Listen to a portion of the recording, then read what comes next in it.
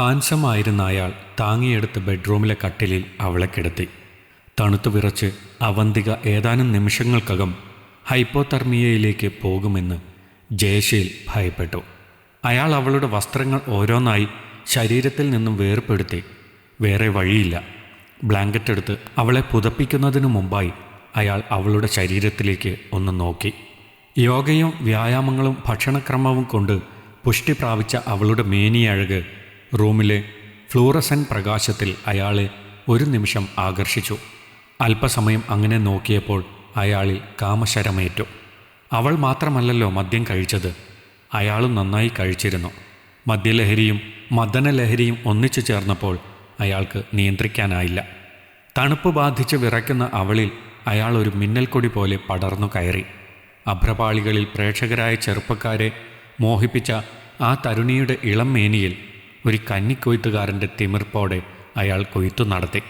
ചടുലമായ നിമ്നോന്നത ഘർഷണം അവളിൽ തീവ്രമായ ഊഷ്മാവ് പകരുമ്പോൾ അവളുടെ ഇപ്പോഴുള്ള അവസ്ഥയ്ക്ക് അതൊരു ആശ്വാസമാകുമെന്ന് മദ്യലഹരിയിലും അയാൾക്കറിയാം. അതാവാം ഈ ദുസ്സാഹസത്തിന് അയാളെ പ്രേരിപ്പിച്ച ജീവകാരുണ്യ ഘടകം. അവളുടെ ജീവൻ രക്ഷിച്ച ആശ്വാസത്തോടെ വസ്ത്രങ്ങൾ ധരിപ്പിച്ച് പുലർച്ചെ തന്നെ അയാൾ അയാളുടെ വണ്ടിയിൽ മടങ്ങി. അവന്തിക എന്ന നടിയുടെ പടത്തിലെ 100ാം ദിനം സ്വകാര്യമായി കൊണ്ടാടുന്ന ആ നിശാ പാർട്ടിയിൽ അവളുടെ സജീവ സാന്നിധ്യം ഉണ്ടായിരുന്നു. പ്രൊഡ്യൂസേഴ്സ് ടീമാണ് പാർട്ടി ഏർപ്പാട് ചെയ്തത്. പ്രമുഖർ പലരും സുബോധം നശിക്കും വരെ കുടിച്ചു മദ്ദിച്ചു. അവന്തികയും നന്നായി മദ്യപിച്ചു. അവിവാഹിതയായ അവൾ ഡയറക്ടറായ ജയശീലിനോടൊപ്പമാണ് പാർട്ടിക്കെത്തിയത്. ജയശീൽ അവളുടെ വീട്ടിൽ ചെന്ന് പിക്ക് ചെയ്യുകയായിരുന്നു. ജയശീലിൻ്റെ ഒരുപാട് പടത്തിലെ നായിക എന്നതിലുപരി തികച്ചും അടുത്ത ഒരു സുഹൃത്ത് ബന്ധം അവർ തമ്മിലുണ്ടായിരുന്നു. വളരെ പ്രധാനപ്പെട്ട വ്യക്തികൾ മാത്രം പങ്കെടുത്ത ആ വലിയ റിസോർട്ടിൽ എന്തു നടന്നാലും പുറം ലോകം അറിയില്ല. അത്രയും സ്വകാര്യത കാത്തുസൂക്ഷിക്കുന്ന ഒരു സെക്യൂരിറ്റി സിസ്റ്റമുള്ള പഞ്ചനക്ഷത്ര ഹോട്ടലാണിത്. ആ മഞ്ഞു പെയ്യുന്ന ജനുവരി മാസത്തിൽ പ്രതീക്ഷിക്കാത്ത ഒരു രാത്രി മഴ. ഗാർഡനിൽ ഉണ്ടായിരുന്ന പലരും നനഞ്ഞു. ചിലർ ആ മഴ വകവയ്ക്കാതെ DJ സോങ്ങിൽ കൂത്താടി രമിച്ചു. നായിക നടിയും അക്കൂട്ടത്തിൽപ്പെടും. രാവേറെ വൈകി. പലരും ഗുഡ് നൈറ്റ് പറഞ്ഞു പിരിഞ്ഞു. എല്ലാവരും പോയിട്ടും അവൾ വരാത്തതെന്തേ എന്നന്വേഷിച്ച ജയശീൽ ആ മഴയത്ത് ചെന്ന് നോക്കി. അവളൊരു ചെയറിൽ തല കുമ്പിട്ടിരുന്ന് മഴ കൊള്ളുകയാണ് എന്നാണ് ആദ്യം കരുതിയത്. അടുത്തു ചെന്നപ്പോഴാണ് അറിഞ്ഞത് ഫിറ്റായി സുബോധം നഷ്ടപ്പെട്ട് ഇരിക്കുകയാണെന്ന്. ഉടനെ അയാൾ അവളെ താങ്ങിയെടുത്ത് കാറിൽ കൊണ്ടുപോയി ഇരുത്തി. ശേഷം വീട്ടിലേക്ക് ഡ്രൈവിംഗ് ചെയ്തു പോയി. കാർ നിർത്തി ഗേറ്റ് തുറന്ന് അയാൾ കോമ്പൗണ്ടിലേക്ക് പ്രവേശിച്ചു. വീടിന് മുന്നിലെത്തിയ അയാൾ കാറിൽ നിന്നും അവന്തികയെ താങ്ങി പുറത്തിറക്കി വീടിനുള്ളിലേക്ക് നടത്തിച്ചു. ഡോറിന് സമീപം അവളെ ഒരു കയ്യിൽ താങ്ങി അവളുടെ വാലറ്റിൽ നിന്നും ആ വില്ലയുടെ ചാവിയെടുത്ത് അയാൾ ഡോർ തുറന്നു. അർദ്ധമയക്കത്തിൽ പിച്ചും പേയും പറയുന്ന അവളെ ബെഡ്റൂമിലേക്ക് നടത്തിച്ചു. ബെഡിൽ കിടത്തി. മഴ മുഴുവൻ നനഞ്ഞതുകൊണ്ടും നനഞ്ഞ വസ്ത്രം ശരീരത്തിൽ ഇപ്പോഴും ഉള്ളതും കാരണം അവൾ നന്നായി വിറയ്ക്കുന്നുണ്ടായിരുന്നു. ബോധമില്ലാത്ത അവളെ അകത്തുനിന്നും പൂട്ടാത്ത വീട്ടിൽ ഒറ്റയ്ക്ക് നിർത്തിപ്പോകാൻ അയാൾക്ക് മനസ്സ് വന്നില്ല. അങ്ങനെയാണ് രാത്രി അവിടെ തങ്ങാൻ തീരുമാനിച്ചത്. വിറച്ചുകൊണ്ടിരുന്ന അവളുടെ വസ്ത്രം മാറ്റിയപ്പോഴാണ് അയാളുടെ കൈവിട്ടുപോയ ആ സംഭവം നടന്നത്. അയാൾ നേരെ വീട്ടിലെത്തുമ്പോൾ വിയർപ്പിച്ച മുഖവുമായി നവവധു ഭാര്യ സിറ്റൗട്ടിൽ നിൽക്കുന്നുണ്ടായിരുന്നു. അയാൾ അത് മൈൻഡ് ചെയ്യാതെ അകത്തു കയറി. സ്വതവേ ഷൂട്ടിംഗ് ആവശ്യത്തിന് വേണ്ടി പോലും മെൻസ്ട്രഷൻ എക്സ്റ്റൻസ് പിൽസ് കഴിച്ച് നീട്ടുന്ന അവർ 1-2 മാസം വൈകിയപ്പോൾ അതൊരു ആശ്വാസമായാണ് കരുതിയത്. പിന്നെയും ദീർഘം പോയപ്പോൾ ഡോക്ടറെ സമീപിച്ചപ്പോഴാണ് താൻ ഗർഭിണിയാണ് എന്ന സത്യാവസ്ഥ അറിയുന്നത്. നോ, ഇതെങ്ങനെ സംഭവിക്കാം? ആരാണ് തന്നെ ചതിച്ചത്? എപ്പോഴാണ് അബദ്ധം പിണഞ്ഞത്? ഈ വക ചോദ്യങ്ങൾക്കും സംശയങ്ങൾക്കും ഒടുവിൽ അവൾ ഉത്തരം കണ്ടെത്തി. Director Jayasheel sir. ഈശ്വര, അങ്ങേരെ ഈ കൊടുംചതി തന്നോട് ചെയ്തല്ലോ. മാനക്കേട് ഒഴിവാക്കാൻ എന്താണൊരു പോംവഴി? അവൾ ആലോചിച്ചു. ഇതിനെ നശിപ്പിക്കുക എന്ന് ചിന്തിച്ചപ്പോഴേക്കും അതും വൈകിപ്പോയിരുന്നു. അബോർഷൻ പീരിയഡ് പോലും കഴിഞ്ഞിരിക്കുന്നു. തൻ്റെ കരിയർ, ഇമേജ് എല്ലാം ഇതാ തകർന്ന് തരിപ്പണമാകാൻ പോകുന്നു. അവൾ ഒരു നിമിഷം ഓർത്തു. ഇല്ല, തകരില്ല, പൊരുതും താൻ. 1 വർഷത്തെ തൻ്റെ എല്ലാ പരിപാടിയും ക്യാൻസൽ ചെയ്ത് അവൾ അവളുടെ ആയയെയും കൂട്ടി രഹസ്യ താവളത്തിലേക്ക് മാറി. അവിടെ വെച്ച് അവൾ പെൺകുഞ്ഞിനെ പ്രസവിച്ചു. രഹസ്യമായി ഒരു അനാഥാലയത്തിൽ ഏൽപ്പിച്ചു. അതിൻ്റെ ചെലവുകൾ പരമരഹസ്യമായി വഹിച്ച് അതിനെ സംരക്ഷിച്ചു. തൻ്റെ സമ്മതമില്ലാതെ തന്നെ പ്രാപിച്ചതിനും ഗർഭിണിയാക്കിയതിനും അവൾക്ക് അയാളോട് ചോദിക്കണമെന്നുണ്ട്. ആ 1 വർഷക്കാലം അവൾ അജ്ഞാതവാസത്തിലായിരുന്നല്ലോ. വിവാഹിതനായ അയാളെ എങ്ങനെ വിവാഹത്തിന് പ്രേരിപ്പിക്കും? ഭാര്യ ഇല്ലായിരുന്നുവെങ്കിൽ താൻ താലിച്ചരട് കൊണ്ട് അയാളെ പൂട്ടിയേനെ. അവന്തികയുമായി കമ്മിറ്റ് ചെയ്ത പടം ഇല്ലാത്തതുകൊണ്ട് ഡയറക്ടർ ജയശീലും വേറെ മേച്ചിൽപ്പുറങ്ങളിൽ ഷൂട്ടിംഗ് തിരക്കുമായി സഞ്ചരിച്ചു. ഡെലിവറിക്ക് ശേഷം ഷൂട്ടിംഗ് തിരക്കുകൾ വർദ്ധിച്ചപ്പോൾ നടി അവന്തികയും അവിവാഹിതയായി തന്നെ തുടർന്ന് തൻ്റെ പ്രവർത്തനങ്ങളിൽ മുഴുകിക്കൊണ്ടിരുന്നു. തുടർന്ന് ജയശീലിൻ്റെ പല ഷൂട്ടിംഗ് സെറ്റിലും അവന്തിക അയാളും ഒന്നിച്ച് വർക്ക് ചെയ്തു. പക്ഷേ അപ്പോഴൊന്നും അവന്തിക ഒന്നും അറിഞ്ഞതായി ഭാവിച്ചില്ല. ഉള്ളിലെ ക്ഷോഭം പുറത്തു കാട്ടിയില്ല. അന്ന് നടന്നത് അയാൾക്കും ഒരു സംഭവമായി തോന്നിയില്ല. കാരണം അബോധാവസ്ഥയിലായിരുന്നല്ലോ അവന്തിക അന്നത്തെ രാത്രിയിൽ. അതേക്കുറിച്ച് അവൾക്ക് ഒരു സംശയവും ഉള്ളതായി ഒരു സൂചന പോലും അയാൾക്കവൾ നൽകിയിട്ടില്ലല്ലോ.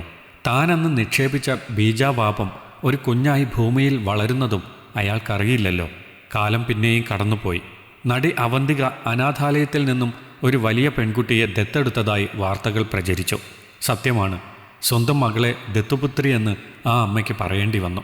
അതോടുകൂടി ഉള്ളിൽ ഒരുപാട് നിരാശയോടും ദുഃഖത്തോടും കൂടി മറ്റുള്ളവരെ സന്തോഷിപ്പിച്ച് അവരുടെ മുന്നിൽ സന്തോഷപൂർവ്വം ജീവിതം നയിക്കുന്ന നായികാനായകന്മാരുടെ കഥാപാത്രങ്ങളെ സൃഷ്ടിച്ച അവൾക്കും ഒരു സന്തുഷ്ട കുടുംബം വേണമെന്ന ബോധം വന്നു. മകളെ അവർക്ക് കൂടെ നിർത്തി വളർത്താൻ പറ്റി. തൻ്റെ ഭാര്യ മരിച്ച ദുഃഖത്തിനിടെ അവന്തിക ഒരു പെൺകുട്ടിയെ ദത്തെടുത്ത വാർത്ത ജയശീലും കണ്ടു TV-യിൽ. കുറച്ചുനാൾ മുൻപാണ് ഗുരുതരമായ രോഗം ബാധിച്ച് ജയശീലിൻ്റെ ഭാര്യ മരിച്ചത്. കഴിഞ്ഞ 15 വർഷക്കാലം അനാഥയായി ജീവിക്കേണ്ടി വന്ന മകളുടെ അവസ്ഥയോർത്ത് കരുതി വച്ചിരുന്ന സ്നേഹമെല്ലാം ഒറ്റ നിമിഷം കൊണ്ട് ഒരു ഗാഢാലിംഗനം കൊണ്ട് അവളിലേക്ക് ഒഴുക്കി വിടുകയായിരുന്നു പാവം അവന്തികയിലെ അമ്മ. ആ മാതൃത്വം അങ്ങനെ കുറേ നേരം ചുരന്നു. മാഡം വിടൂ, എനിക്ക് ശ്വാസം മുട്ടുന്നു. തന്നെ ദത്തെടുത്ത് വീട്ടിൽ കൊണ്ടുവന്ന ആ മാഡത്തിൻ്റെ ആലിംഗനത്തിൽ ഏറെ നേരം നിന്ന ആ പെൺകുട്ടി അല്പം അസഹ്യതയോടെ പറഞ്ഞു. മകളുടെ ശബ്ദം അവന്തികയെ ചിന്തയിൽ നിന്നുണർത്തി. മകളെ അനാഥാലയത്തിൽ നിന്നും വീട്ടിലേക്ക് കൂട്ടിക്കൊണ്ടുവന്നപ്പോൾ അവളുമായി സ്നേഹം പങ്കിടവേ അവളെ കെട്ടിപ്പിടിച്ച് അങ്ങനെ പഴയ കഥകൾ ചിന്തിച്ച് നിൽക്കുകയായിരുന്നു അവന്തിക. ഒരു ദിവസം അവന്തികയും മകളും വീട്ടിലേക്ക് വരികയായിരുന്നു കാറിൽ. ഗേറ്റിന് മുന്നിൽ ഒരാൾ ബോധമറ്റ് കിടക്കുന്നു. പുറത്തിറങ്ങി നോക്കിയപ്പോൾ ആ ഡയറക്ടർ മദ്യപിച്ച് ലക്കുകെട്ട് വീണ് കിടക്കുന്നതാണ് എന്ന് മനസ്സിലായി. എടുക്ക്. അയ്യോ വേണ്ട അമ്മേ. വേണം, നീ പിടിക്കൂ. അവർ രണ്ടുപേരും അയാളെ കാറിൽ കയറ്റി വീട്ടിലേക്ക് കൊണ്ടുവന്നു. ഫിറ്റായി ബോധമില്ലാത്ത ആളെ ടവലുടുപ്പിച്ച് ബാത്റൂമിൽ കൊണ്ടുപോയി ഷവറിന് കീഴിലിരുത്തി പൈപ്പ് തുറന്നുവിട്ടു. ഞാൻ തെറ്റ് ചെയ്തിരിക്കുന്നു. എല്ലാം ഏറ്റുപറഞ്ഞ് എനിക്ക് അവളോട് മാപ്പ് ചോദിക്കണം. എൻ്റെ ഭാര്യ അവൾ പോയി.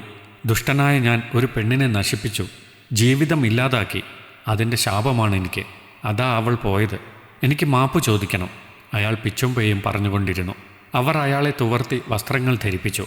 ശേഷം ബെഡിൽ കൊണ്ടുപോയി കിടത്തി. ആരാ അമ്മേ ഈ ഡയറക്ടർ സാർ? നമ്മുടെ ബന്ധുക്കളാരുമില്ലാത്ത അമ്മയ്ക്ക് പെട്ടെന്ന് വഴിയിൽ നിന്ന് കിട്ടിയ ഒരാളെ ഇങ്ങനെ പരിചരിക്കുന്നത് കണ്ട് സംശയത്തോടെ മകൾ ചോദിച്ചു. എൻ്റെ മോൾക്ക് അമ്മയെ മാത്രമല്ലേ കിട്ടിയിട്ടുള്ളൂ, ഇപ്പോഴിതാ അച്ഛനെയും കിട്ടിയിരിക്കുന്നു. മോളുടെ അച്ഛനായത്. ഇവരുടെ സ്വന്തം മോളാണ് നീ. അല്ല, ഞങ്ങളുടെ സ്വന്തം മോളാണ് നീ. ഭംഗിയോടും വശ്യതയോടും മോളോടത് പറയുമ്പോൾ അവന്തികയുടെ കണ്ഠമിടറിയിരുന്നു. അപ്പോൾ അമ്മയും എൻ്റെ സ്വന്തമാണോ? നിങ്ങൾ രണ്ടുപേരുടെയും മോളാണോ ഈ ഞാൻ? ഈശ്വര, എനിക്ക് സന്തോഷമടക്കാൻ പറ്റുന്നില്ലല്ലോ. Thanks God. അവൾ ദൈവത്തിന് ഒരുപാട് നന്ദി പറഞ്ഞു. ആ പെൺകുട്ടിയുടെ സന്തോഷത്തിന് അതിരില്ലായിരുന്നു. അങ്ങനെ അവന്തിക ആഗ്രഹിച്ചതുപോലെ ഒരു കുടുംബം ഒത്തുചേർന്ന് സന്തോഷം ഒത്തുവന്നു. ഡയറക്ടർ ജയശീലും പുതിയ ജന്മത്തിലെന്ന പോലെ ഭാര്യയെയും മകളെയും ഒന്നിച്ചു കിട്ടിയതിൻ്റെ സന്തോഷത്തിലായി. തൻ്റെ ദുഃഖം മറന്നു. തൻ്റെ വേർപാടിൻ്റെ ദുഃഖത്തിൽ മുഴുകുടിയനായി നശിച്ചുകൊണ്ടിരുന്ന ഭർത്താവ് നല്ലൊരു ജീവിതത്തിലെത്തിയതിലും തൻ്റെ ഭർത്താവിൻ്റെ പ്രവൃത്തി ദോഷത്താൽ ജീവിതം മുരടിച്ച അവന്തികയ്ക്കും ഒരു ജീവിതം ലഭിച്ചതിലും ഇതിനേക്കാളേറെ അച്ഛനമ്മമാർ ജീവിച്ചിരിക്കെ അനാഥയാണെന്ന ദുഃഖം പേറി കഴിയുന്ന ആ പെൺകുട്ടിക്ക് അവളുടെ അച്ഛനമ്മമാരെ കിട്ടിയതിലും മരിച്ചുപോയ ജയശീലിൻ്റെ ഭാര്യയുടെ ആത്മാവിനും ഏറെ സന്തോഷമായി കാണും. അത്രയ്ക്ക് മഹത്തരമാണ് അവരുടെ ഒന്നുചേരൽ. തുടർന്നവർ ഒന്നിച്ച് നല്ല ജീവിതം നയിച്ചു. ഈ കഥ നിങ്ങൾക്കിഷ്ടമായെങ്കിൽ ലൈക്ക് ചെയ്യൂ. നിങ്ങളുടെ അഭിപ്രായങ്ങൾ കമൻ്റായി രേഖപ്പെടുത്തൂ. കൂടുതൽ കഥകൾ കേൾക്കാൻ ഈ ചാനൽ സബ്സ്ക്രൈബ് ചെയ്യൂ.